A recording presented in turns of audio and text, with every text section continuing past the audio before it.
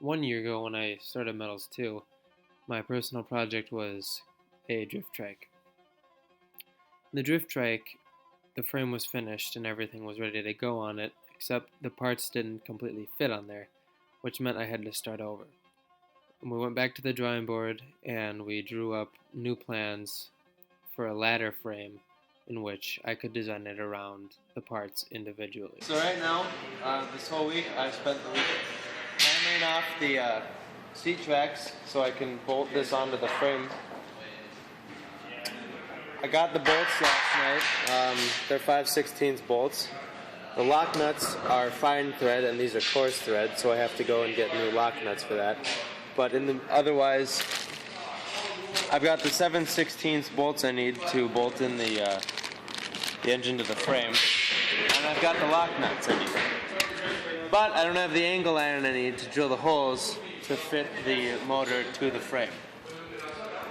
That's where we're at this week. I also finished drilling the holes for the seat. I got 4 of them on there.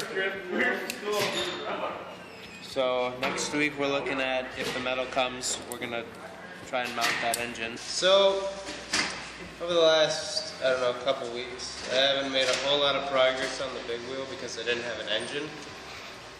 Well, now I have an engine that I bought 2 days ago for $120 at Harbor Freight. And it has a warranty, so if it breaks, like the last one did, I can get it returned.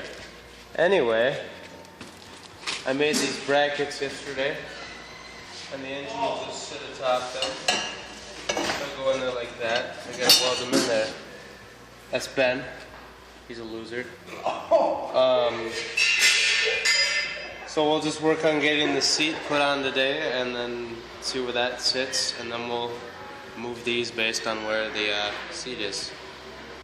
Once I got the new engine for the drift trike, I finally got all the parts together and could continue working on it. What I did was I took the head tube from the old drift trike and welded it to the new frame, along with the brackets for that would hold up the axle and the hubs. And then I placed the sprocket carefully to where the chain would be tight, but I could still work on it and get it off easily.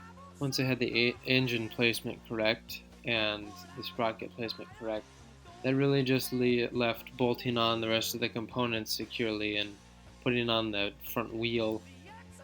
And that's about where I'm at right now, and I just have to get the throttle cable on there and paint it, and then it should be ready to go. Week 7, checkpoint video. So, since the last video, you saw basically the frame, this gray part here, that the engine is attached to and that the seat sits on. Since then, I have welded on the white neck.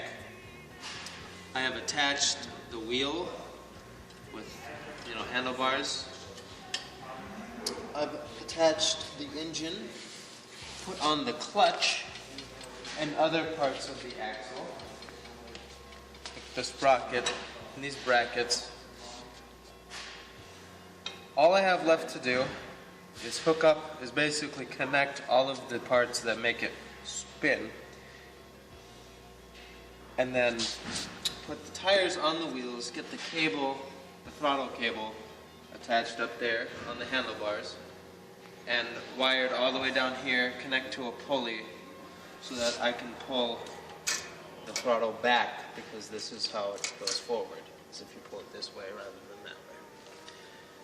So that's pretty much all I have left to do, and then paint it.